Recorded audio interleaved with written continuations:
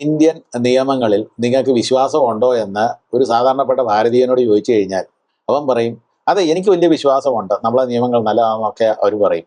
പക്ഷേ ഒന്നുകൂടെ ഒന്ന് ചിന്തിച്ചു കഴിഞ്ഞാൽ നമുക്ക് മനസ്സിലാകും, നമ്മുടെ നിയമങ്ങൾ രണ്ട് തരം തട്ടിലായിട്ട് ആൾക്കാരെ മാറ്റിക്കൊണ്ടിരിക്കുകയാണ്. ഒരെണ്ണം ഭരിക്കുന്നവരും, വേറെ ഒരെണ്ണം ഭരിക്കപ്പെടുന്നവരും.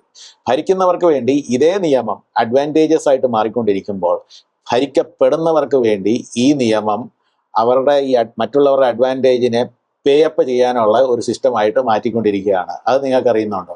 അതുകൊണ്ട് ഇന്ത്യൻ നിയമങ്ങളിൽ എനിക്ക് വലിയ വിശ്വാസമൊന്നുമില്ല. എല്ലാം ഇന്ത്യൻ പൗരനും ടാക്സബിൾ ആയിട്ടുള്ള ഇൻകം ഉണ്ടെങ്കിൽ അവൻ ടാക്സ് പേ ചെയ്തിരിക്കണം.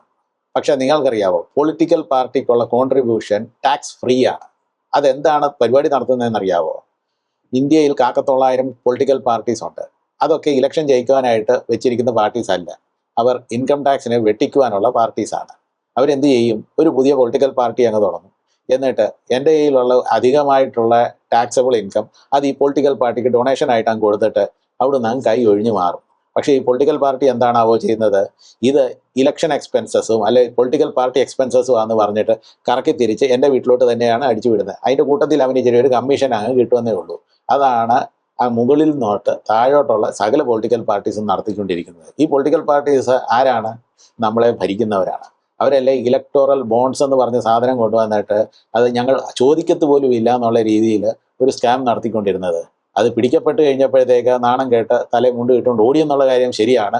പക്ഷേ ഈ ഇന്ത്യൻ നിയമങ്ങൾ ഒരു തരം ആൾക്കാരെ മാത്രം അഡ്വാൻറ്റേജസ് ആയിട്ട് വെക്കുന്ന ഒരു നിയമങ്ങളാണെന്നുള്ള കാര്യത്തിന് ഇതിൽ പരമായിട്ട് നിങ്ങൾക്ക് വേറെ എന്തെങ്കിലും ഉദാഹരണം വേണോ?